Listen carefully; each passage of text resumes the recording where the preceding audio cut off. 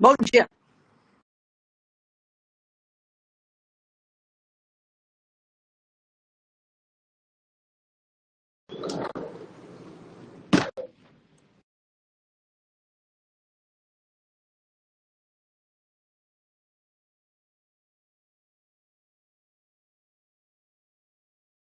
Alguém está me ouvindo? Eu tô te ouvindo, Luciano. Tá bom. Não, eu estou no celular só para Não, mas tá bem. Está um dia esquisito aqui, sem não estou na frente do computador, não. Karen tá aí? Karin não entrou ainda, mas eu falei com ela no WhatsApp agora há pouco. Ah, então falei. Não, eu tinha falado com ela também, mas já não lembro se era mais cedo ou se ontem. Para confirmar ontem, para saber se estava tudo certinho. Tudo bem, então. Esperar aí o pessoal chegar, então.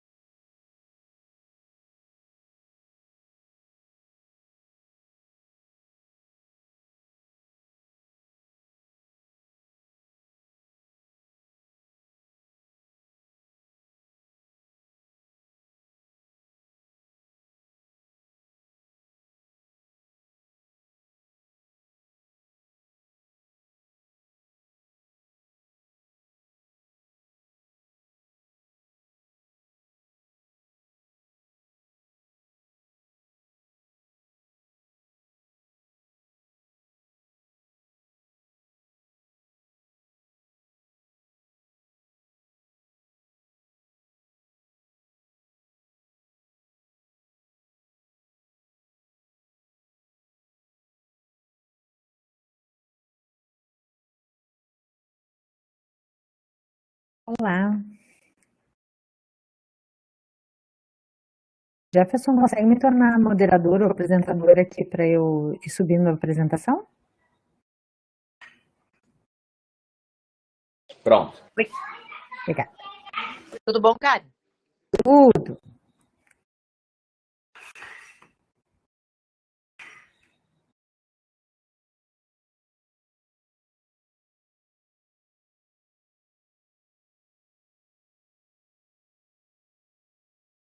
Eu hoje estou aqui no MConf pelo celular. Como é que a gente vê a lista de quem está assistindo Ixi. nessa condição precária aqui? Ai.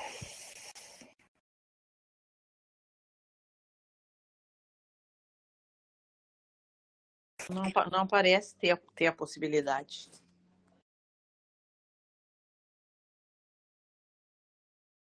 Mas enfim, não é grave. Na verdade, eu apanhei bastante tomando Conif, precisei assistir um pedaço do celular, eu apanhei bastante. Eu me lembro, por isso que eu te perguntei. Querias me humilhar, Não. Queria saber se tu sabia, assim, se tinha descoberto, se não tem jeito mesmo, talvez não tenha, né? Então, gente, eu acho que eu vou ter que compartilhar a minha tela, porque não tá subindo aqui de jeito nenhum. Qual o tamanho, Karine, da tua apresentação, mais ou menos? Olhar. Botou com PDF? 13%. Botei com PDF.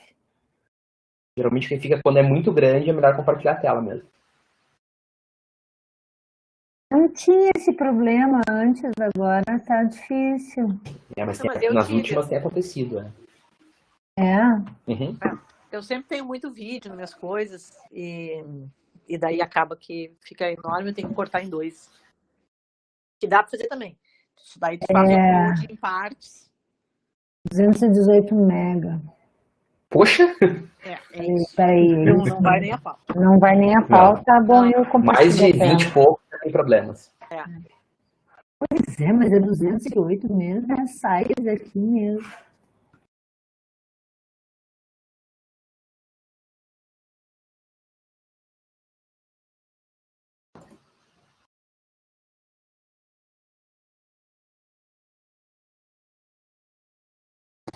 Bom, eu acho que é melhor. Vocês dão uma de youtuber assim, se precisar. Precisar? Se precisar, vocês falam.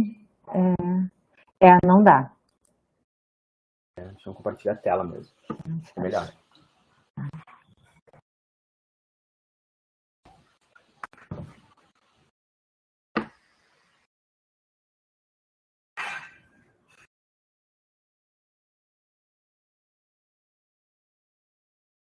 Isso pra cá.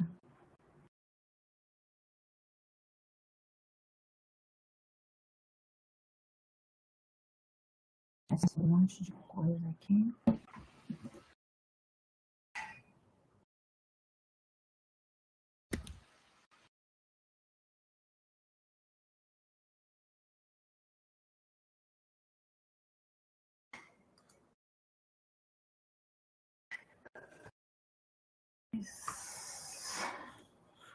Perdi meu PowerPoint.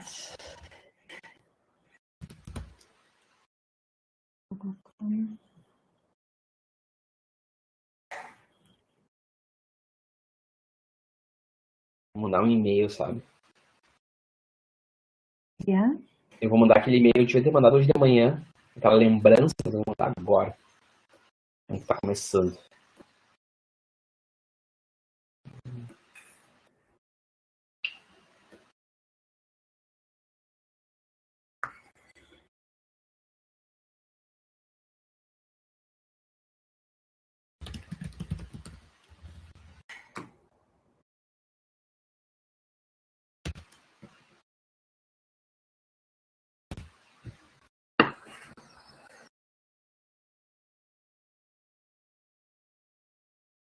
Tô por vocês, tá? Vocês me avisam quando eu vou compartilhando aqui enquanto isso.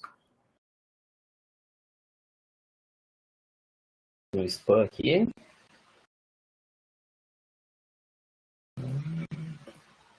Eu acho que agora é só esperar virar aqui o...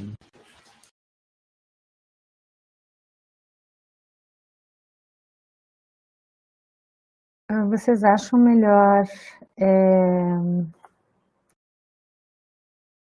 Vocês acham melhor ficar com a câmera ligada ou... Eu acho melhor, Karine. Eu sempre gosto de ver quem tá falando. Tá bom.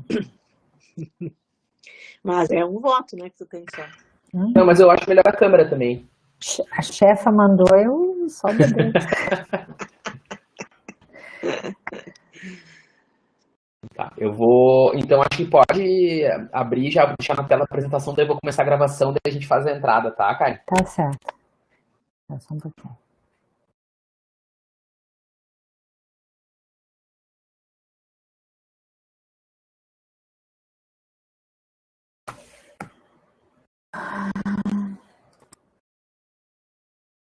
Estão enxergando? Tá aparecendo. Agora sim, tá aparecendo. Ainda não está. Não tá no modo de apresentação. Agora sim. Tá. Vamos fazer desse jeito, Jefferson. Só eu apresento a série aqui, depois tu apresenta a Karen. Eu vou dar o play aqui no começar a gravação do Encontro, daí tu começa, tá, Luciano? Se eu conseguir enxergar. Tá. Não, eu vou dizer um já. Tá, legal.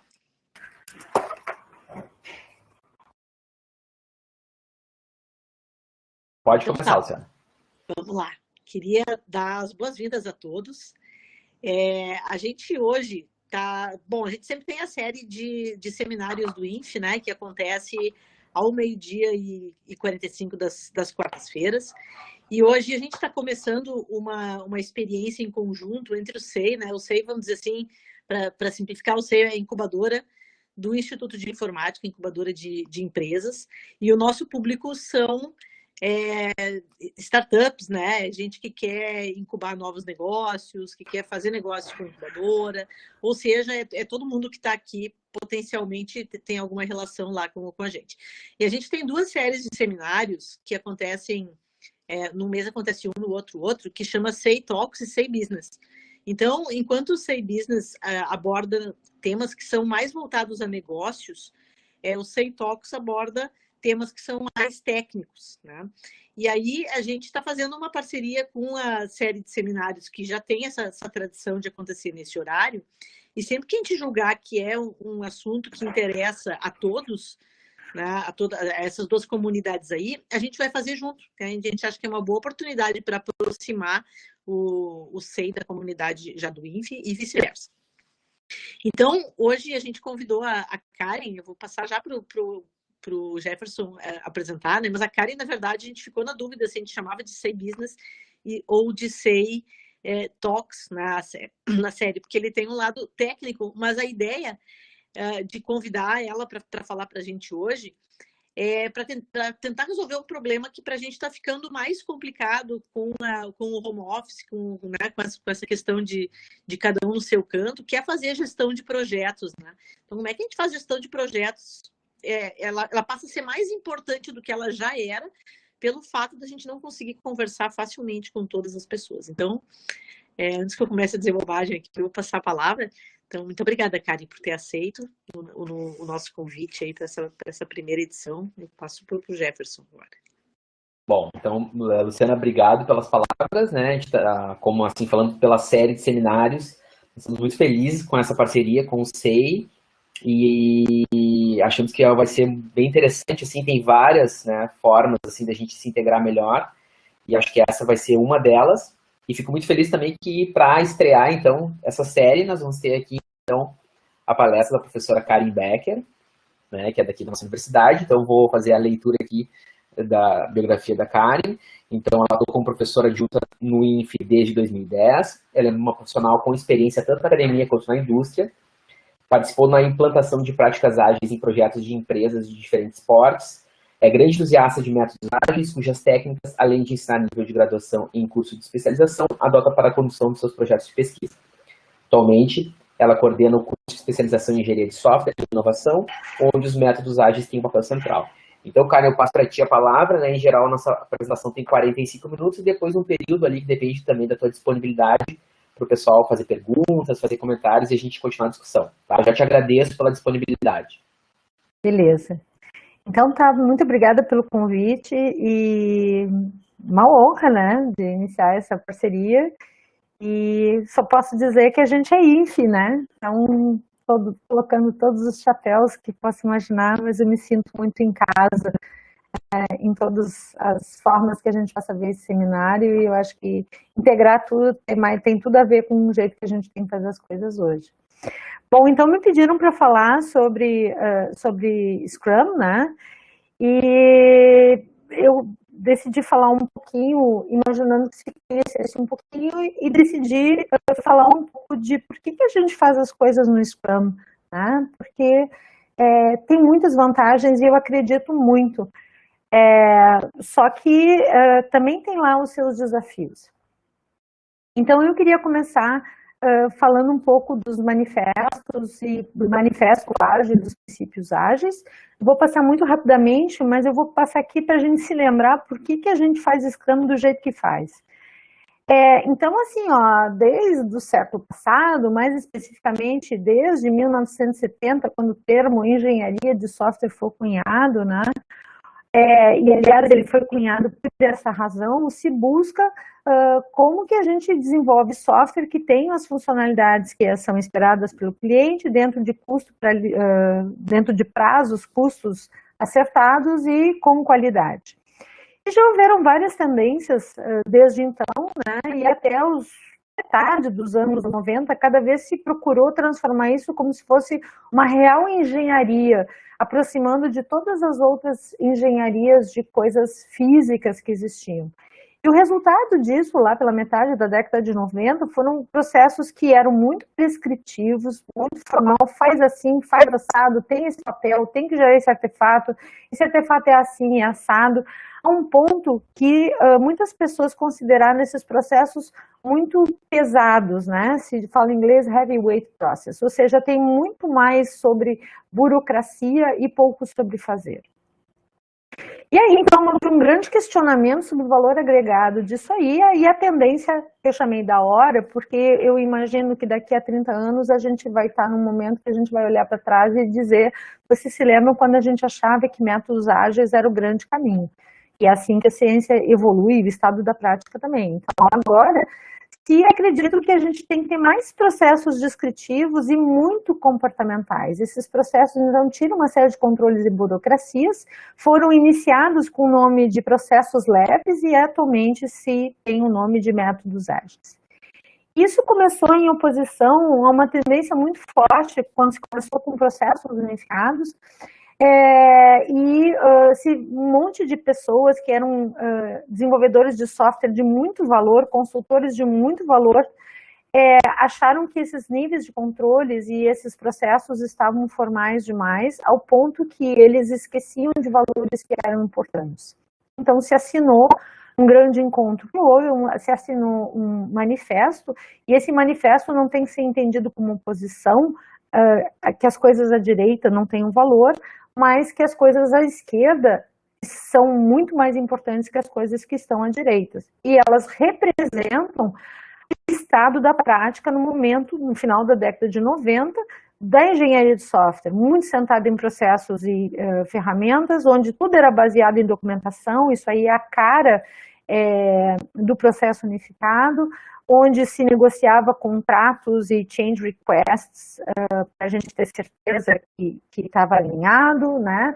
E um viés muito forte de gestão de projetos.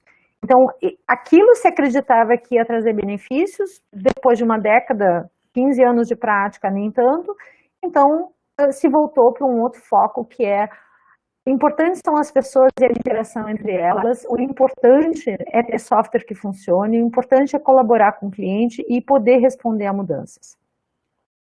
Então, a partir desse manifesto, então, foi feito um conjunto de princípios ágeis, e eu vou ler eles bem rapidamente aqui, porque eu vou relacionar eles a cada uma das práticas do Scrum, tá? Então, acho que tudo que precisa sobre esses princípios estão colocados nessa figura. Métodos ágeis são sobre entregar para o cliente coisas que têm valor, né? E continuamente num passo sustentável. Então o cliente está feliz e o cliente tem as suas mudanças, porque mudanças são no benefício do cliente. Métodos ágeis são sobre excelência, métodos ágeis são sobre medidas concretas de progresso.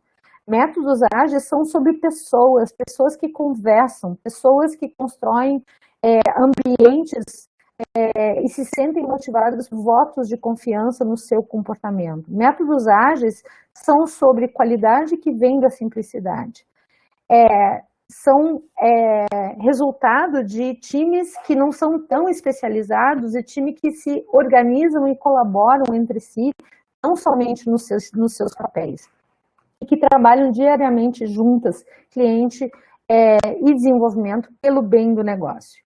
Então, tudo isso, né, são baseados nesses princípios que estão colocados aqui, que a prioridade é satisfazer o cliente através de entrega rápida e contínua de software com valor agregado, que precisa poder acolher mudanças em estágios avançados, essas mudanças são em benefício do cliente, que o software tem que ser entregue frequentemente, mais operacional, quanto menor o prazo, melhor, pessoas de negócio e desenvolvedores trabalhando junto diariamente, o ambiente de pessoas motivadas, dar um ambiente o apoio que elas precisam, um voto de confiança de que o trabalho vai ser feito, a forma mais eficiente de passar a informação é conversando, software pronto é a medida de progresso, o desenvolvimento tem que ser num passo sustentável, onde a gente tem que ser capaz de manter indefinidamente, não se pode descuidar da excelência técnica e a simplicidade ela é fundamentada nisso, e as melhores arquiteturas, requisitos, são resultado justamente desses times multidisciplinares, auto-organizados, e que eles refletem regularmente sobre como fazer as coisas ainda melhor. Eu vou voltar sobre tudo isso quando eu falar de cada uma das práticas. E aí, bom, tem um monte de métodos, né? E todos eles seguem esses princípios nas suas práticas, que diferem mais e menos, né? Mas todas elas seguem e dão apoio e estão calçadas naquilo que elas sugerem em cima dessas práticas. Bom, se a gente falar sobre isso, por que a gente adotaria métodos ágeis ou práticas ágeis? Porque elas podem ser adotadas de forma isolada. Bom, aqui tem um survey que diz que, de acordo com uma organização chamada Standish, que faz avaliação de projetos desde o século passado, desde 94, 96, agora não estou me lembrando, né? Ela diz que apenas 30%, ela disse isso há uma década atrás, 30% dos projetos de desenvolvimento são bem-sucedidos. Bem-sucedido para ela é quando a gente entrega aquilo que foi acordado no prazo com um custo esperado.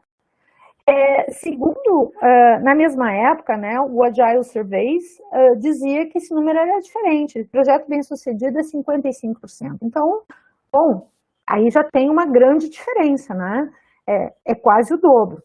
Pela percepção daquilo que é sucesso, então, essa percepção pode ser ainda maior. E aí, eu queria falar o que contribui para esse processo, o que a gente imaginou que contribuía para esse sucesso e que ia sendo incorporado historicamente nesses diferentes métodos. Então, deixa eu falar um pouquinho do que é a Standish. A Standish, bianualmente, ela faz um relatório chamado Standish Chaos Report. Ela analisa milhares de projetos nos Estados Unidos desde 94 e a cada 2 anos ela sai um relatório muito detalhado sobre práticas de sucesso e de insucesso.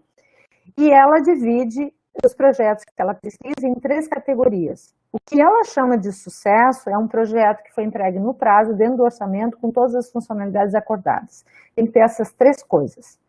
Projetos que ela chama falho são projetos que foram cancelados no meio do caminho.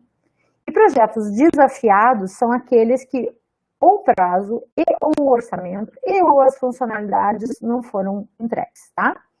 Bom, essa metodologia ela é bastante questionada e isso não é muito importante. O que eu quero mostrar é a análise dos fatores de sucesso. Quando é que dava certo? Quando é que dá certo segundo a Standish Chaos Report? Quando esse relatório começou a ser feito lá em 94 e os métodos eram os tradicionais e era o início do processo unificado, esses fatores de sucesso que eram levantados eram, e eu chamei a atenção para esses 3 aqui, envolvimento do usuário e apoio da gerência executiva, em quase 10 proporções. Os requisitos tinham que ser claros. Então, se eu soubesse o que fazer, se eu tivesse o usuário envolvido para me ratificar e confirmar a cada momento o que tem que ser feito, e tivesse apoio executivo de que eu estava construindo um produto necessário, né? Com todo o empenho que a organização coloca para ver as pessoas e fazerem elas trabalharem juntos, esses projetos davam certo. Em 2000, os projetos com nível de sucesso, eles aumentaram 10 pontos percentuais a mais ou menos, 10 a 12, de acordo com o ano. Eu botei o ano de 2000 porque foi o final de uma década, tá? Começou aumentando de 22, 24, 27, até chegar a 29 nesse momento, né? Era o momento em que entrou o processo unificado e o PMI investiu muito forte em gestão de projeto e no valor agregado da gestão de projeto. Eu não vou discutir muito o que tem de bom e quais são os problemas, eu queria só dizer que era um momento dos projetos incremental e iterativos que fizeram saltar quase, no mínimo 10 pontos percentuais em relação à situação anterior. Mas quando a gente olha os fatores de sucesso, a gente vê que continua sendo importante o envolvimento do usuário e o apoio da gerência executiva, só que começam a entrar objetivos claros de negócio, pequenas versões, porque ele é incremental e iterativo, e um gerente de projeto experiente. E quanto aos requisitos, eles não são claros, mas eu tenho um conjunto base, um baseline a cada uma das versões consolidado. E aí, isso aí vai evoluindo uma década depois, onde o grande foco passa a ser métodos ágeis. A Standish abandona a ideia de tentar provar que os processos unificados PMI têm grandes vantagens. E aqui eu coloquei em vermelho, que já valia desde o início, o verde, o que a gente tinha trazido com os processos incrementais e iterativos, que eram os objetivos de negócio claro, e aí entra em azul aquilo que é de métodos ágeis. Maturidade emocional das pessoas, racionalização dos processos, não fazer por fazer, e processos ágeis. E passam mais 5 anos, né?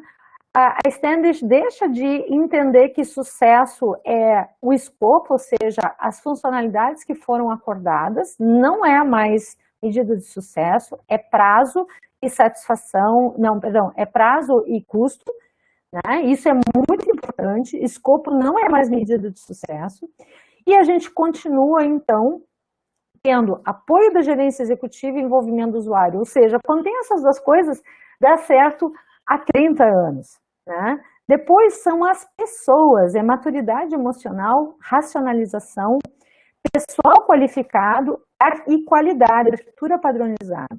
Já não é mais nem importante processos ágeis, porque eles nada mais são do que uma forma de chegar nas pessoas, na maturidade emocional, no envolvimento com o usuário, no envolvimento com a gerência executiva.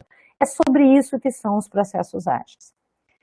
E falando sobre sucesso, existe um relatório anual do estado dos métodos ágeis no mundo, né? E vocês veem ali bem à direita, né, que o escopo do produto não é considerado mais, o escopo do produto não é considerado mais uma medida de sucesso. Só 15% consideram que escopo é uma medida de sucesso. Tempo não é mais uma medida de sucesso, é 48%. O que é mais importante é previsibilidade, entrega de valor e qualidade. E é sobre isso métodos ágeis. Então, os métodos ágeis no mundo têm esse relatório, ele já está na 14ª edição, ele é realizado por uma empresa chamada Version One.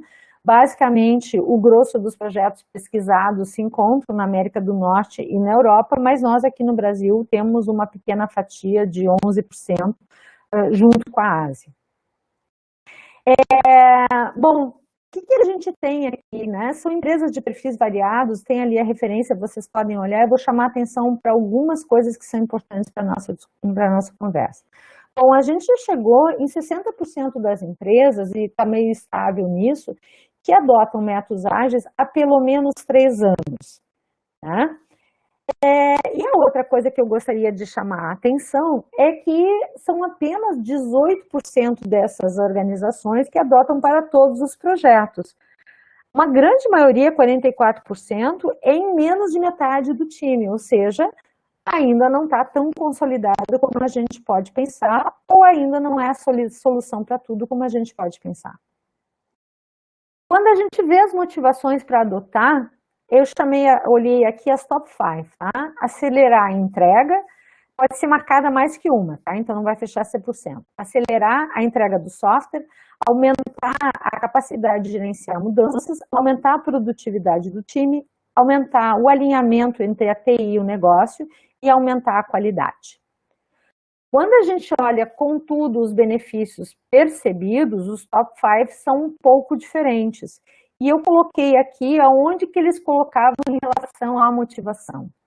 Então, a habilidade de incorporar mudanças é o maior benefício possível. E isso era uma coisa altamente desejada, era a segunda razão. A visibilidade do projeto é uma coisa imediata. A gente não esconde coisas, ou não deve esconder coisas em métodos ágeis, né? Para dar visibilidade. E isso era apenas a 8ª motivação. O alinhamento era bastante importante, era a 4ª motivação. Não é exatamente acelerar a entrega, mas é acelerar a habilidade de colocar no mercado. E se isso for verdade, a 4ª benefício, se a gente puder traçar esse paralelo, era a primeira motivação. O 5º maior benefício é que as pessoas ficam felizes de trabalhar desse jeito e aumentam a sua motivação. Bom, Scrum é adotado universalmente por quase 60% desses respondentes, né? Tem outras coisas, incluindo Scrum misturado com outros métodos, e as principais práticas que são usadas são as reuniões diárias, retrospectivas, planejamento de iterações. Tem aqui uma coisinha na frente do meu slide, que eu não consigo enxergar o que é o 77. Deixa eu olhar o que é, porque não consigo trocar slide. Mas deve ser a retrospectiva, uma delas é a revisão, e o 77% não sei o que é. Bom, então, em relação ao Scrum, especificamente. O Scrum, ele adota a ideia da abordagem rugby. Scrum toma o nome dessa posição, dessa imagem que está colocada aqui em cima, que é uma das formas de colocar a bola em jogo nesse rugby. E ela vem da ideia de que antes a gente desenvolvia software com pessoas altamente especializadas que tinham uma tarefa. A tarefa delas era produzir algum tipo de artefato e passar adiante. E essa sequência de coisas com pessoas altamente especializadas, ela tem muitos problemas, porque alguém pode cair, essa passagem pode não ser efetiva. Então, o mais importante dentro do rugby não é essa forma de começar o jogo, mas o que está colocado nessa imagem aqui de baixo. Existe uma regra do Scrum que, em vez da gente, como no futebol, né, a gente chuta a bola para frente, alguém está lá na frente e faz o gol, a gente não pode nunca passar a bola no rugby para frente, ela só pode ser passada para o lado ou para trás. E isso faz com que o time todo tenha que avançar como uma unidade. Exatamente assim, o time todo avançando como unidade para fazer o gol, que é a abordagem do desenvolvimento de software. Scrum, então, é um framework de gerenciamento de projetos. Ele tem papéis, rituais e artefatos que eu vou estar falando para vocês. Ele não se propõe, antes de falar deles, ele não trabalha em nada de técnica, tá? Ele, ao contrário do XP, por exemplo, ele não tem nenhuma técnica de engenharia. Ele é um framework gerencial de projetos. Então, esse desenho aqui vocês conhecem, acredito, né? Ele coloca em evidência, nesse ponto aqui, quem são as pessoas, o Scrum Master, o dono do produto, o PO e o restante do time. Ele mostra em evidência que a gente guarda os nossos requisitos num backlog, chamado backlog de produto, e aí a gente começa a desenvolver ele através de diferentes sprints. E cada sprint, então, tem um planejamento, onde eu decido o que eu vou fazer, são as tarefas, une num outro backlog chamado de sprint, e tem os ciclos de duração fixa, aqui está colocado 30 dias, mas é qualquer duração fixa, e ao final eu tenho um software pronto que vai ser demonstrado. Diariamente, nesse ciclo de duração fixa, todo mundo vai ter a visibilidade do que fez, estabelecer um compromisso do que vai fazer, e ao final de cada um desses ciclos, a equipe reflete como se tornar melhor. Vamos ver, então, cada um desses elementos. Esse framework está colocado assim porque ele segue esses dois princípios. Primeiro, software pronto é a principal medida de progresso. Então, o resultado de um sprint é software pronto, é um software que está deployed no ambiente operacional. Ele pode ser colocado em produção. Eu posso até escolher não botar em produção por razões outras, que envolvem treinamento, que envolve fazer um lançamento do produto, que envolve coordenar com outros times, né? Mas é software pronto, ele poderia ser colocado em produção se fosse necessário. Então, não é só coisa codificada, não é só coisa codificada e testada, ele tem que estar num ambiente de deploy e ele é a única medida de progresso. E eu faço isso, então, frequentemente. Quanto menor o prazo, melhor. Bom, vamos falar das pessoas. Tem 3 tipos de pessoas, né? O dono do produto, que representa o negócio, o Scrum Master, que representa a liderança e é responsável por incutir os valores ágeis em todos. Eu gosto dessa imagem de cão pastor, porque às vezes ele protege o time de desenvolvimento, às vezes ele agrega o time de desenvolvimento, às vezes ele traz o dono do negócio para junto desse time e às vezes ele também, para afastar interferências e também afasta esse time do dono do produto. O dono do produto, eu gosto muito dessa imagem porque ele representa o negócio e ele é que decide o negócio, encontra as pessoas do negócio e decide sobre o que tem valor para o negócio em torno daquilo que está sendo desenvolvido. Ou seja, é ele que desenvolve e define o retorno do produto. Bom, o que está relacionado com o chamado dono do produto, né? E essa forma de trabalhar? Pessoas do negócio e desenvolvedores devem trabalhar juntas no time diariamente. Essas são as pessoas que formam o chamado time Scrum, pessoas do negócio e pessoas de desenvolvimento. E o grande benefício disso aí é uma entrega de valor, onde existe um alinhamento daquilo que o negócio precisa em torno de retorno de investimento e aquilo que o time está fazendo. Senão ele vai fazer aquilo, um aluno meu que chama de legalzice, tá? Aquilo que ele acha que é arquiteturalmente, né, o que é bacana dentro do software, o que é fundamental do ponto de vista de arquitetura. Só que 37% desses respondentes dizem que não tem PO. Então, quando a gente não tem PO, dá para a gente usar Scrum, dá para a gente usar Scrum, mas a gente perde aquele que está representando aquilo que tem valor externamente. A gente perde o valor para as pessoas do time entenderem por que aquelas features são importantes e como elas se colocam numa história toda.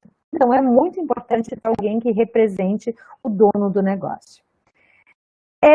Bom, por que a gente tem um desenvolvimento dedicado, auto-organizável, multifuncional, com Scrum Master motivador? Porque construir projetos com pessoas motivadas, dar um ambiente e apoio que elas precisam é um voto de confiança de que o trabalho vai ser feito. Porque as melhores arquiteturas, requisitos e projetos são resultados de times auto-organizáveis ou self-organizing teams. E daí vem aquele benefício, né, da moral do time, do melhor ambiente resultante disso. Bom, vamos falar um pouquinho de histórias de usuários e planejamento.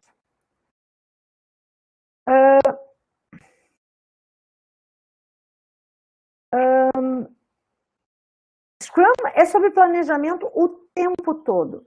Só que a gente tem nos métodos ágeis diferentes níveis de planejamento. A gente sempre planeja até onde a gente consegue enxergar. E no nosso mundo absolutamente VUCA, e dizem que VUCA já está ultrapassado, né? A gente já não consegue enxergar muita coisa, então já estamos falando de meses aí, porque o nosso mundo está muito volátil, muito desorganizado, então a gente não vai tentar guardar certezas, né, e cada vez mais a gente está num momento em que a gente não tem mais certeza de nada, a gente tem certeza de tudo, e a gente vai replanejando a cada novo horizonte. Esses tempos eu falei com uma empresa que disse que fazia esse planejamento estratégico de uma semana durante a Covid, para vocês verem o nível. Mas, enfim, os níveis estratégicos e gerenciais desse planejamento de produto, ele vai acontecer em nível de estratégia, portfólio e mesmo de produto, vai acontecer nos níveis gerenciais do nosso negócio. Os times ágeis vão trabalhar em cima de planejamento de releases, de iterações e de dias. A abordagem ágil de planejamento, ela então precisa trabalhar com dois planejamentos. O planejamento de release, onde se vai trabalhar um conjunto de histórias que, de acordo com o escopo que a gente precisa acordar, quer porque é uma determinada data, quer porque é um statement que a gente vai fazer no mercado, quer porque é um conjunto mínimo de features que a gente precisa para colocar um produto no mercado, ou seja lá o que for, para atender um conjunto de critérios, de escopo, de organização, de recursos que a gente tem, nós vamos planejar uma release. E essa release, então, ela vai ser replanejada a cada uma dessas interações.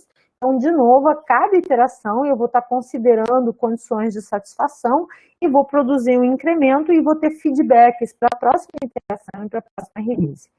E aí começa um problema, e quando a gente olha essa figurinha em absolutamente todos os livros, só toca a estética dela, essa figurinha começa assim. A gente tem um product backlog e aí a gente faz um monte de ciclos. E aí o Scrum ele é um pouco falho porque ele não aborda o planejamento do produto. E isso é ele é muito importante. Então, apenas 50% dos projetos têm planejamento de release, o resto vai fazendo, né? E aí a gente perde o benefício da entrega de valor e a gente perde o benefício de alinhamento do longo prazo, ou pelo menos aquilo que a gente gostaria de estabelecer com uma trajetória. Então, a gente tem que ter um escopo de release que pode mudar, a gente tem que ter um roadmap, um conjunto de releases, isso é a nossa visão, e ela pode mudar a qualquer momento, e a gente está entregando valor de acordo com essa visão que é na release. E aí, o backlog de produto, ele deve estar em constante revisão e evoluir para ficar acomodando essas mudanças durante as diferentes iterações. Bom, e aí, essas releases, a gente está dando muitos nomes aqui, e as pessoas tratam muitas vezes como sendo do mesmo, que tem o mesmo significado, mas essas coisas não têm o mesmo significado.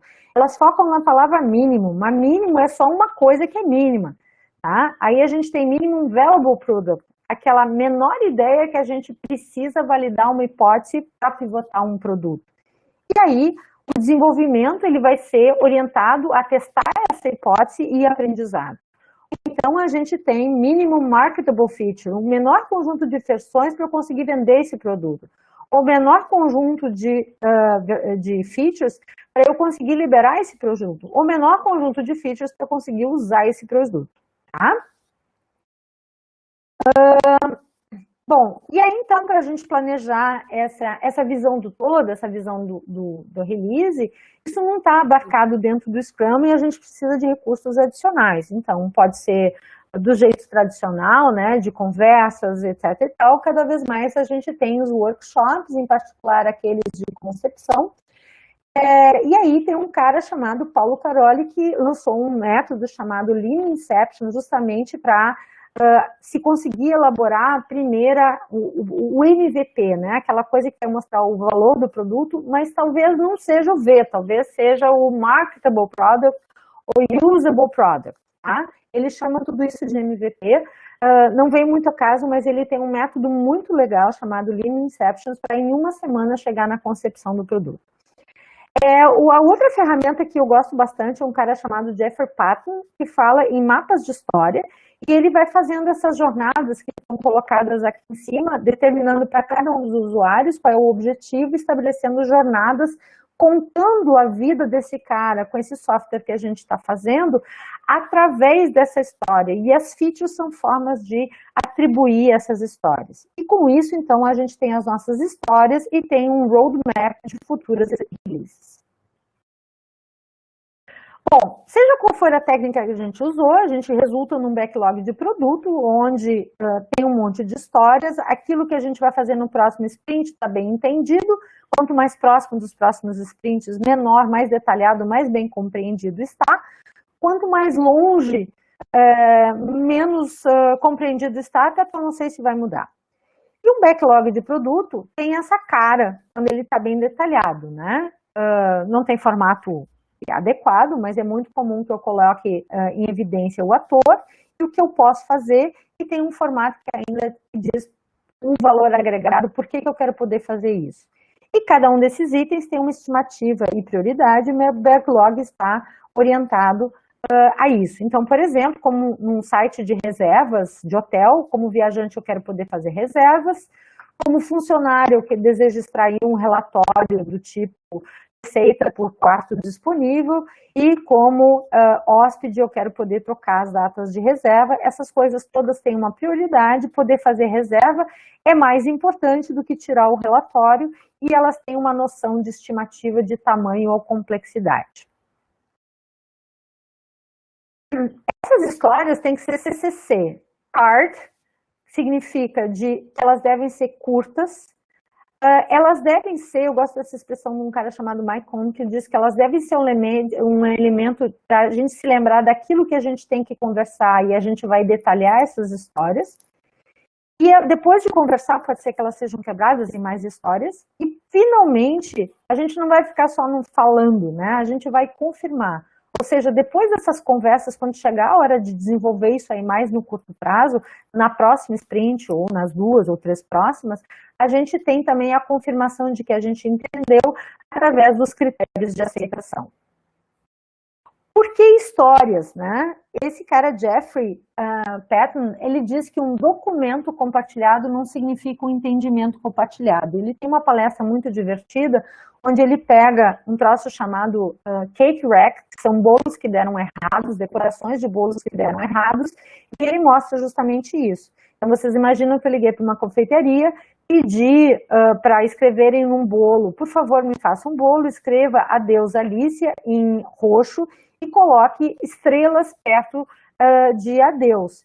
E aí a pessoa me entrega exatamente o que eu disse. Tem Adeus Alicia, tá escrito em roxo, né? E tem as estrelas colocadas perto de Alicia. Então, a ideia aqui é que eu posso escrever o que eu quiser, mas não necessariamente ao ler eu vou entender. E a forma mais eficiente e efetiva de passar a informação para e dentro do time é conversar. Mais ainda, as histórias, elas vão mudar o foco do que escrever para o que perguntar. E esse desenho aqui é o mais antigo do mundo. Isso existe desde a década passada, quando eu fiz. Isso não era desenhado assim, né? Mas era a mesma coisa. O cliente explicou que queria um balancinho aqui e o que ele queria era aqui, né? Então, se a gente trocar a abordagem de garçom, me dá isso, e ele me trazer exatamente isso, a gente tem que trocar a abordagem de médico. Eu vou no médico, eu posso até dizer que eu estou com Covid, que eu estou com, sei lá, gastroenterite, mas o médico vai escutar os meus sintomas, talvez ele despreze o que eu disse que eu tenho para chegar num diagnóstico daquilo que eu efetivamente tenho. Então, as histórias são elementos voláteis de planejamento, mas elas servem de registros de critério de aceitação. Só que esse backlog é um documento vivo, né? Ele não é um documento para especificar requisitos. Todos os detalhes não estão ali. Eu tenho que organizar o backlog de acordo com aquela ordem de releases, maps, roadmaps. Tenho que colaborar com a equipe balanceando riscos, desafios tecnológicos e constantemente ficar acomodando as minhas mudanças pela inclusão de itens ou trocas de prioridades.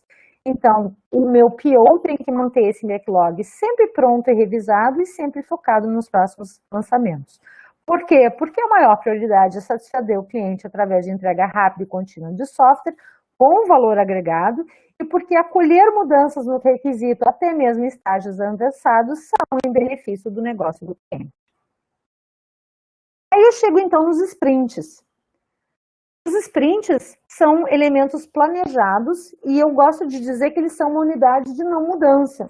Ele pode ter o tempo que quiser, uma semana, 2 semanas, 1 mês, mas no momento que eu determinei esse tempo, eu não vou mais estender.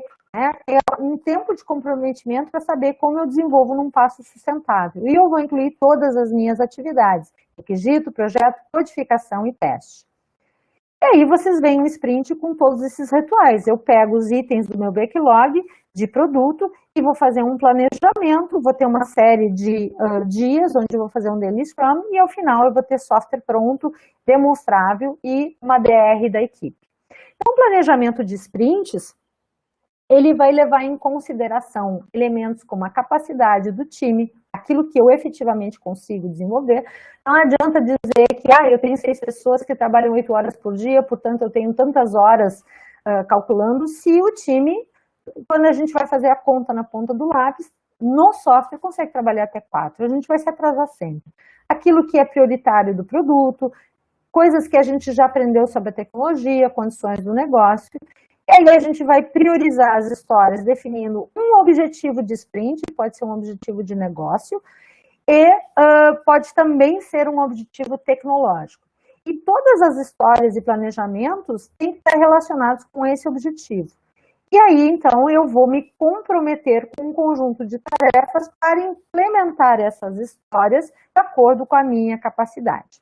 E vou gerar um segundo backlog chamado de sprint. A cada um dos meus incrementos, eu tenho que pensar que eu tenho alguma coisa que eu possa demonstrar e alguma coisa que vai construir os alicerces. Ao longo dos sprints, essas funcionalidades visíveis, elas vão aumentando e os alicerces vão consumindo menos esforços. O planejamento, eu vou pegar uma história de usuário, como por exemplo, como um viajante, eu quero ver as fotos dos hotéis, e vou definir um conjunto de tarefas associadas a horas. Eu tenho que fazer o projeto da interface, eu tenho que fazer os testes unitários, eu tenho que codificar isso, eu tenho que codificar os testes de aceitação e assim por diante. E isso é feito através de um planejamento coletivo, frequentemente se chama de planning poker. Isso é muito importante porque é um conceito e uma reflexão sobre a dificuldade das tarefas e a capacidade. E, no fundo, o que a gente está fazendo é um comprometimento da equipe. E é bom a gente trocar essa unidade de pontos de história que falam de complexidade, que eu chutei lá no início do software, por alguma coisa com a qual eu vou me comprometer nas próximas 2 semanas, porque eu não trabalho em pontos de história. Eu trabalho em horas, eu trabalho 40 horas por semana, eu trabalho 44 horas por semana. Então, eu preciso me comprometer com isso em horas de trabalho. Esse cara que eu gosto, que é o Mike Cohn, ele diz que pontos são vaguely defined e horas são painfully defined nessa mesa de consenso e reflexão. Então, é muito bom trocar de unidade. Tem gente que não troca. E aí, como é que eu vou acompanhar, né? Tem 3 instrumentos, a reunião diária, o quadro de tarefas e o gráfico de esquema de esforços.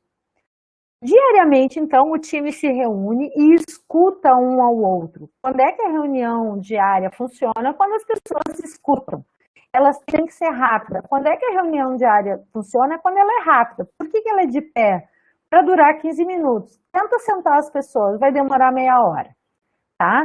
Tem várias brincadeiras que as pessoas fazem essa reunião segurando uma garrafa quente, ou fazendo apoio abdominal, ou se equilibrando em alguma coisa, para que seja extremamente confortável e desconfortável e rápido.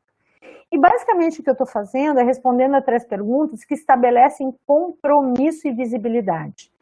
O que eu fiz desde a última reunião? Por que eu pergunto isso? Porque na última reunião eu me comprometi a fazer alguma coisa e eu estou dando status para as pessoas, olha, eu me comprometi a fazer isso e terminei. Ou não consegui, vou ter que fazer ainda, ou estou bloqueado. E vou dizer para as pessoas, até amanhã eu me comprometo a fazer isso. E vou dar visibilidade se está acontecendo alguma coisa. Não que esses impedimentos e problemas sejam resolvidos ali, mas para dar visibilidade. Depois identifica quem pode resolver e bota essas pessoas para conversar, taca no war room, decide como resolver. Aqui é só dar compromisso e visibilidade. E qual é o valor agregado desse tipo de envolvimento? Que pessoas do negócio de desenvolvimento trabalham juntas diariamente e elas... a forma mais eficiente de passar informações é conversando face a face. O quadro de tarefas pode ter a complexidade que a gente tiver, esse aqui é bem simples, ele relaciona cada uma das histórias com as tarefas que têm que ser feitas, né? Aquilo que tem que ser feito, aquilo que está sendo feito, aquilo que precisa ser verificado e aquilo que já está pronto. É bom relacionar tarefas com as histórias, porque quando eu não conseguir implementar todas as histórias, eu vou ter que tomar decisões difíceis. E vamos lembrar que tudo que é deployed está valendo. Nada que não é deployed não está valendo. Então, não adianta nada eu botar todas as tarefas em a verificar, porque o estado de done foi nada. Então, é bom eu ter essa visibilidade das minhas histórias. Quando é que esse quadro está legal, tá? Quando ninguém no time reclama que tem que usar. Então, ele é simples, as reuniões diárias são realizadas na frente dele, porque ele reflete um andamento essencial do andamento, todo mundo tem um compromisso de regularmente ficar atualizando e passa no que se chama de teste de usabilidade instantâneo. Qualquer um passando no corredor entende muito rapidamente, sem grandes explicações adicionais. E tem uma parte ali que é de encantar os outros, mostrando como a gente está avançando no nosso projeto, que frequentemente gerentes e superiores gostam bastante. O Burn Down Chart é uma ferramenta fantástica de visibilidade também.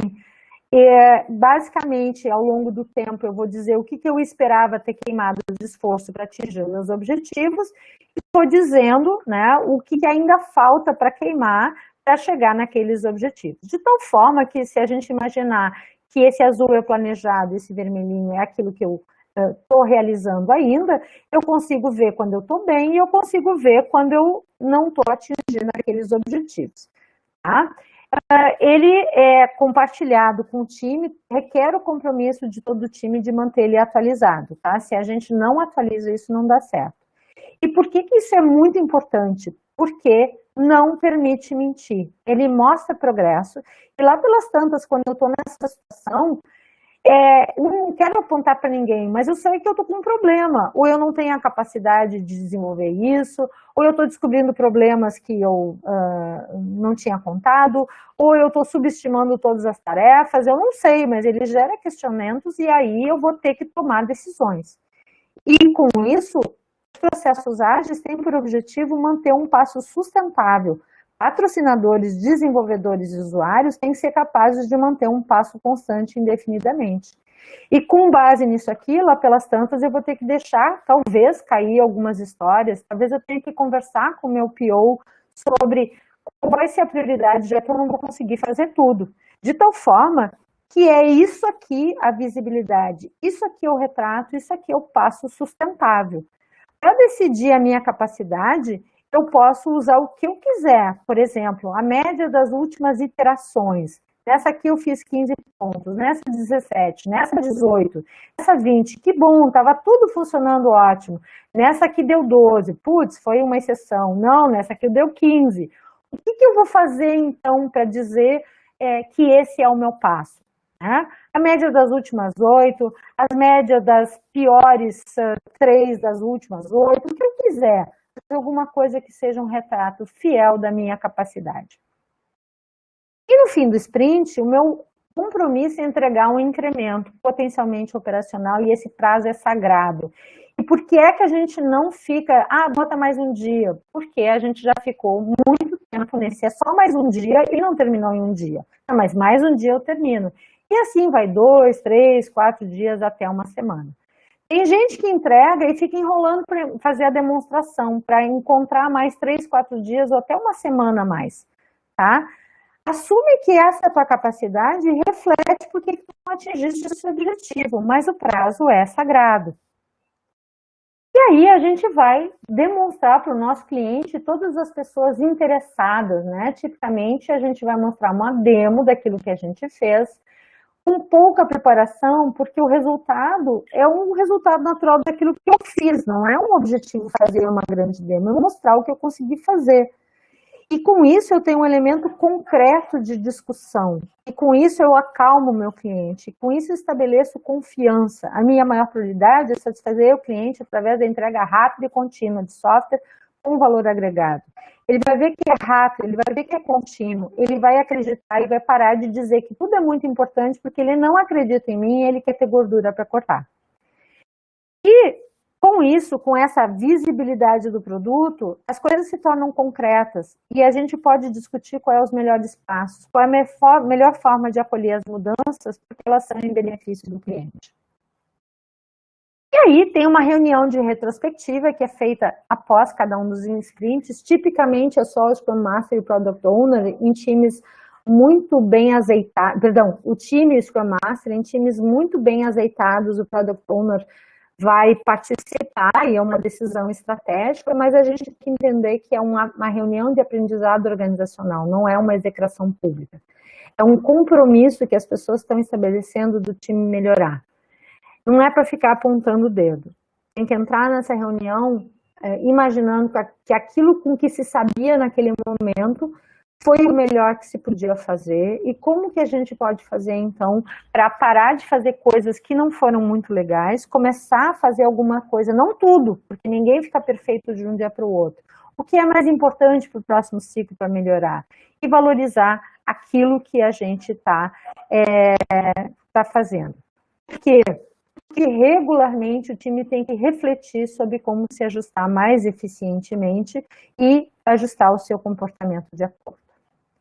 Em conclusão, então, Scrum é um framework gerencial popular focado em comportamento e tudo aqui tem o objetivo de estabelecer compromisso entre pessoas, entregar coisas com valor agregado e poder acomodar mudanças. As resistências culturais aos métodos ágeis em geral e ao Scrum em particular, elas vêm diminuindo bastante nas organizações, mas elas ainda existem e não vamos nos iludir. Vocês viram ali pela pesquisa que não chega a 50% das organizações que adotam, 18% que adotam integralmente os métodos ágeis. Métodos ágeis como o Scrum, ele dá muitos graus de liberdade, porque diz assim, vocês têm que fazer esses rituais, vocês têm que fazer esse backlog aqui, vocês têm que fazer esse planejamento. Essas as coisas que são importantes. E aí tem lá um guia do Scrum. Não adianta ler aquilo lá inteiro, tá? Vai ter que fazer adaptações que façam sentido. E muitas vezes não se vai conseguir implementar tudo. Então, nessas adaptações, em tudo, não se esqueçam do que da prática. É essa forma da gente melhorar e vencer as dificuldades de adotação. Essas práticas podem ser isoladas, podem ser adotadas em isolado, e eu sou uma pessoa que comecei com muitas resistências culturais há uma década atrás, e comecei por práticas por total falta de apoio da organização, ou total impossibilidade de adotar métodos ágeis. E comecei com coisas bem simples, como, por exemplo, reuniões de pé. Reuniões de pé deu visibilidade para um time que não tinha credibilidade de entrega. E eu diria que só aí já foi 80% dos problemas que a gente tinha. Demonstrar um produto, não só lá no final, foi uma outra prática que eu coloquei. E só aí a gente teve alinhamento com o negócio e a gente parou de desenvolver coisas inúteis. Então, práticas, elas podem ser adotadas em isolado. Mas cuidado quando a gente faz Scrum But. O que é Scrum But? Eu faço Scrum, mas eu não faço planejamento. Eu faço Scrum, mas eu não tenho PO. Eu faço Scrum, mas eu não tenho Scrum Master. Eu faço Scrum, mas eu não entrego um pedaço potencialmente operacional. Então, assim, ok, né? Tá aplicando a prática e está ganhando o valor agregado da prática, ótimo, tá? Mas fazer só por fazer, ou dar um nome diferente para aquilo que a gente sempre fez, não vale muito a pena, tá bom? Eu ia fazer um slidezinho aqui e eu acabei esquecendo um slidezinho com algumas referências, tá? Eu esqueci de fazer esse slide, e aí eu peço desculpas, mas eu gostaria de recomendar bastante o livro do Paulo Caroli, de Lean Inception. Ele é muito legal para construir, então, essa release de produtos. O material todo do Jeffrey Patton, que fala de mapas de história, é sensacional. Tem várias palestras dele na internet, vários materiais que são bem legais. O blog do Jorge Aldi, que é uma das grandes referências que a gente tem aqui no Sul, é um cara muito inquieto, né, dá muito workshop, tem muito material legal. E eu gostaria de sugerir também os livros e o material do Mike Cohn, que é um consultor muito experiente, que também vai ajudar vocês muito sobre histórias e sobre planejamento. Então é isso, passei um pouquinho do tempo. Estou à disposição para todo tipo de perguntas. Desculpe eu ter passado aqui. Bom, a gente pegou um pouco do teu tempo, Karen, no começo. Então, eu acho que no fim no cômputo geral, acho que não quando o tempo certo a tua apresentação. Primeiro, quero te agradecer novamente, tá? Muito obrigado pela essa brilhante apresentação. E daí, agora a gente tem um espaço para perguntas, né? Então, quem quiser fazer algum comentário, ou quem quiser propor uma discussão para cá, pode mandar ou por aqui, pelo Unicom, melhor dizendo, ou pelo YouTube. Então, nós estamos com os dois canais liberados para isso. O Luciano está na primeira na fila, então. Luciano, fica à vontade para fazer a tua pergunta. Bom, queria agradecer. Bem legal a tua palestra, Karen. Eu não conhecia nos detalhes essa metodologia. E tu foste muito feliz, assim, toda essa tua apresentação. Fiquei muito contente de ter participado.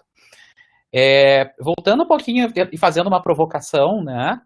Eu estou aqui lendo o título da tua palestra e tu diz, né? Adotei Scrum e tudo vai dar certo, tudo vai de vento em popa, só que não. E aí eu queria ficar no só que não um pouquinho. Eu queria que tu me fizesse, talvez, baseado na tua experiência, uma enumeração dos 3 principais desafios, vamos dizer assim, que podem levar ao só que não, do tipo implantações mal sucedidas desse tipo de método dentro de uma empresa, do ponto de vista de gerenciamento de projetos. Tá, mas eu não sei se eu chego nos 3, tá? Mas o que eu mais escuto, esse troço não funciona. Tenho escutado bem menos, tá? Mas esse troço não funciona. Então, assim, eu acho que um dos principais problemas é essa ideia do planejamento da release, tá? Porque as pessoas acham que eu não tenho que fazer planejamento, eu vou desenvolvendo por ciclo, eu estabeleço uma capacidade e a cada mês eu vou fazendo o que dá. E não é fazer o que dá, né? É a gente ter uma noção de onde a gente quer chegar. Então, se a gente não sabe, quem não sabe onde vai chegar, qualquer lugar que vai, tá bom. Então, eu acho que o planejamento de release é muito importante e as histórias, elas são muito importantes. A segunda coisa, já vou responder ali pelo Pedro, tá? A segunda coisa que eu acho que é fundamental são a gente fazer as práticas pelas práticas, tá? A gente não faz reunião diária, a gente faz só uma revisão por semana para o time não perder tempo, aí a reunião é maior.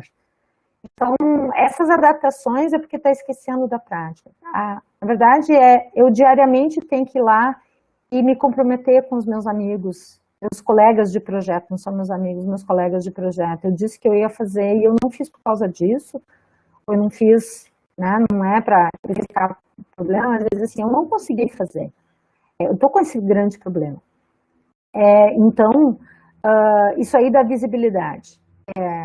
E isso esse compromisso, né, de dizer, pessoal, a gente está junto, a gente vai conseguir, vamos tirar essa discussão online. Então, todas essas práticas, outra coisa que eu escuto muito, a gente já trabalha há um tempão juntos e não tem por que a gente ficar fazendo retrospectiva, tá? Não tem por que ficar fazendo esse tipo de retrospectiva. Todo mundo tem alguma coisa para melhorar. Então, essas práticas, assim, que a gente acha que a gente pode pular.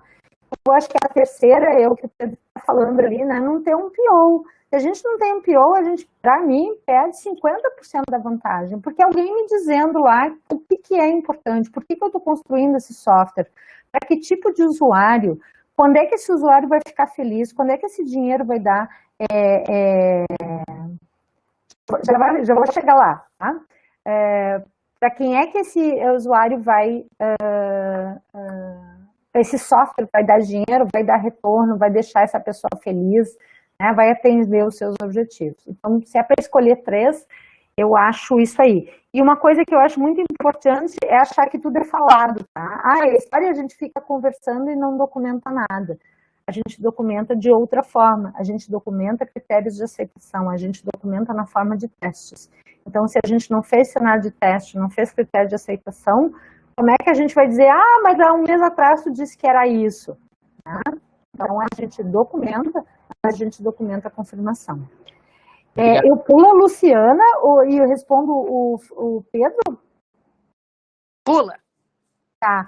O Pedro disse, dentro de uma software house, temos alguma dificuldade em definir o PO. Sinto que acabamos dividindo essa função entre um representante por parte do cliente e um gerente da própria equipe. Desculpe, enviei antes de fazer a pergunta, mas gostaria de uma breve explicação de quem realmente deve preencher o papel de PO. Se tu tem um cliente externo ou interno, consumidor do teu software, esse cara é o teu ideal PO. Tá? Se ele não pode estar diariamente em contato com vocês, eu pergunto qual é o interesse que o negócio tem no teu software. Então, assim, eu sei que ele tem que fazer muitas coisas, né? Mas é justamente porque tem alguém que está lembrando que aquilo ali tem uma prioridade,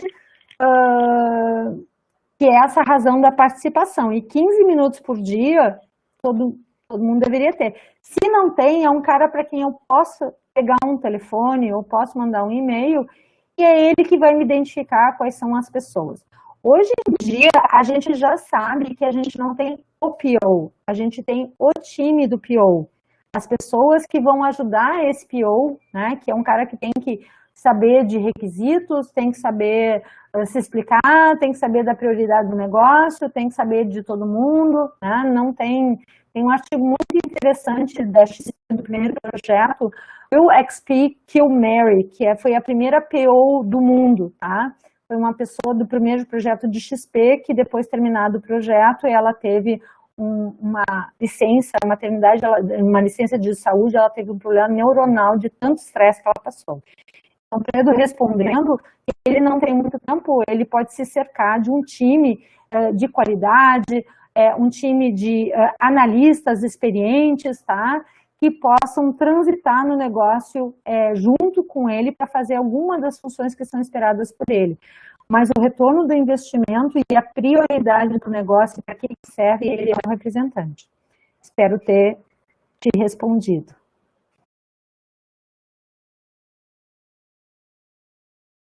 Beleza. Luciana, tu tinha uma questão? Então, Karen, primeiro, muito obrigada, foi muito legal.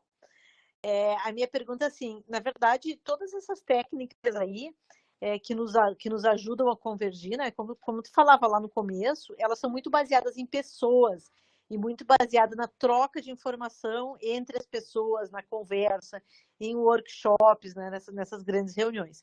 E esse é um problema que a gente agora, com essa questão de distância, né? Só para tentar um pouco localizar no nosso universo, isso está prejudicado, né? E eu vejo que as pessoas estão buscando ferramentas para retomar, ao menos em parte, essas práticas, né? Como é que, não sei se tem alguma coisa para dizer para a gente sobre isso, como é que as pessoas estão fazendo, o que dá para fazer? Dá para fazer muita coisa, tá? Então, em termos de ferramentas, assim, a ferramenta mais adotada no mundo é Gira, uma ferramenta cara, mas é uma ferramenta muito completa, então muitas dessas coisas do ponto de vista de gestão de histórias, integração com código, etc e tal, dá para fazer em Gira, né? Ter um andamento e tirar uma série de métricas, dá para fazer. Tá? Eu até sou contra, quando a gente está num ambiente operacional, deixar tudo nesse tipo de ferramenta, porque só olha na ferramenta quem está afim. Eu acho que um quadro de tarefas, um grafo de esforço tem que estar bem grandão. Eu sempre começo dizendo, começa com o pardo, é mais eficiente. As pessoas têm usado muito o Miro, né? O Miro permite fazer vários tipos de canvas, então quem quer fazer mapas de histórias, quem quer fazer todos os tipos de canvas, de projetos, etc e tal, eles estão usando os vários templates que a gente tem lá no Miro. As pessoas estão usando, obviamente, todos os tipos de reunião e está se pedindo para que se crie comprometimento, que as pessoas liguem a câmera e fiquem olhando para a câmera, especialmente quando a gente está nas reuniões diárias. Tá? É muito difícil, ninguém aguenta mais olhar para a tela, sendo muito sincera, tá? Mas pelo menos aqueles 15 minutos que as pessoas estejam ali, e daí a importância de guardar esses 15 minutos.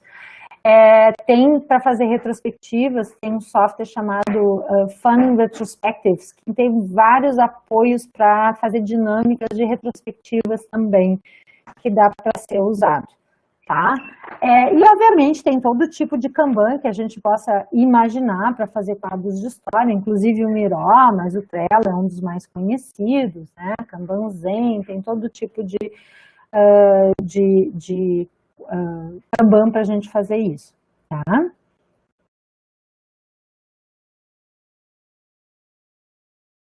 Tem uma coisa que eu acho que é bem importante, que talvez no contexto do SEI seja bem importante, ou para startup é bem importante, tá? Muitas vezes me pergunto, professora, a gente tem 3 clientes e nós somos 4 pessoas, como é que a gente adota Scrum? Sinceramente, é melhor não adotar, tá? Porque não adianta fazer de conta que está fazendo um monte de rituais e outras coisas, quando a gente não tem condições, como time, de trabalhar dessa forma. Então, talvez, para esses times que são muito pequenos, faz um Kanban, onde nas linhas a gente tem pontos importantes do processo e a gente coloca linhas que representam os diferentes clientes e tenta criar um processo, uma coluna de priorização de tal forma que a gente possa dar igual visibilidade para todos esses clientes, né, e atender num passo sustentável, porque é isso que o cara quer, ele quer uma expectativa, ele quer que entregue alguma coisa para ele. Então, com o que é que eu posso me comprometer para que ele não fique desesperado me ligando e perca a credibilidade que eu vou entregar para ele? Então, usa um Kanban, bota nas áreas dos 3, 4 projetos nos quais tem que se dividir e começa usando o Kanban. E não tem por que não fazer uma reunião diária na frente daquele Kanban, não tem por que não fazer uma reunião semanal ou discutir um processo de priorização essa semana, como que a gente vai atender todos esses nossos clientes. Não tem por que a gente não usar uma retrospectiva de tempos em tempos para o time ver se está funcionando esse Kanban, bota fora e faz um outro, que reflita o trabalho que ele está fazendo. O Kanban não diz o que a gente vai fazer, ele dá visibilidade para como a gente está fazendo. Tá? Então, muitas vezes, para um ambiente de startup, às vezes é melhor começar com um Kanban e algumas práticas ágeis, porque as pessoas não têm número para fazer isso. A Jaqueline pergunta qual seria o mínimo ideal de pessoas para aplicar o Scrum. Eu te diria que a gente está num time de 4, 5 pessoas dedicadas, seria bacana, tá? Dá para fazer em menos, Karen, já fiz em menos, eu já fiz em time de 4. Tenho muita felicidade, né, de dizer que quando eu fiz nesse time de 4 aí, foi a primeira vez que a empresa entregou na vida dela um produto, data prometida pelo setor comercial, que tinha o hábito de lançar produtos para agitar o mercado, mas nunca alinhava com o setor de TI, né? A gente começou esse projeto sem PO também, né? E a gente inventou estratégias para conseguir entender o alinhamento. Então, dá para fazer com menos? Dá, mas aí às vezes é um pouco uma margem de menor, tá? Carla, queria fazer uma pergunta? Sim, Karen. Em primeiro lugar, parabéns pela... Sabe que eu estou há tempos para fazer a tua disciplina, né? Hoje assisti o seminário. Eu queria te fazer uma pergunta, puxando mais para o lado da pesquisa. Eu já tentei usar um pouco o Trello com dissertações e tese de doutorado, mas eu acho que a doutora Jaqueline, do tamanho da equipe, né, já me diz muita coisa, né? Por que não está funcionando direito, pelo menos por enquanto. Né?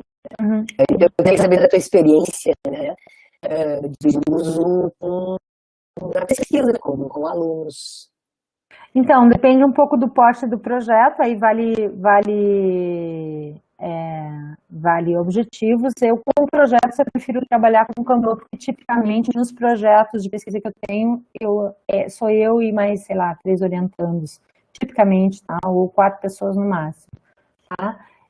Eu tenho um Kanban aqui na minha casa, tá? Bem simplesinho ali, e é assim que eu vou orientando os meus alunos.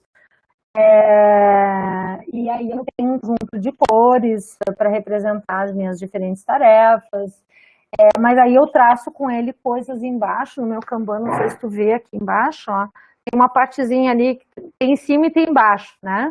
Ali embaixo eu vou botando metas para cada uma dessas coisas, metas dessa semana, cada semana eu vou limpando quais são as metas dos meus alunos e algumas coisas fixas que eles têm que fazer. Então, com as minhas equipes, na maioria eu uso o Kanban, funciona melhor e de vez em quando a gente tem que dar uma refletida, né, sobre como é que a gente pode melhorar, tá?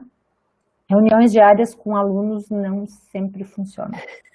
Não, eu imagino que não. Obrigada, então. Parabéns de novo pela palestra. Mais alguma pergunta? Eu acho, Karen, que se não aparecer nenhuma pergunta por agora, eu acho que a gente pode encerrar. Deixa eu ver se não vem nada aqui. Deixa eu dar uma olhada no YouTube também. Não veio nada agora aqui. Então acho que fica. Deixa eu ver se tem mais pessoas escrevendo aqui. Ver se a gente vem alguma pergunta.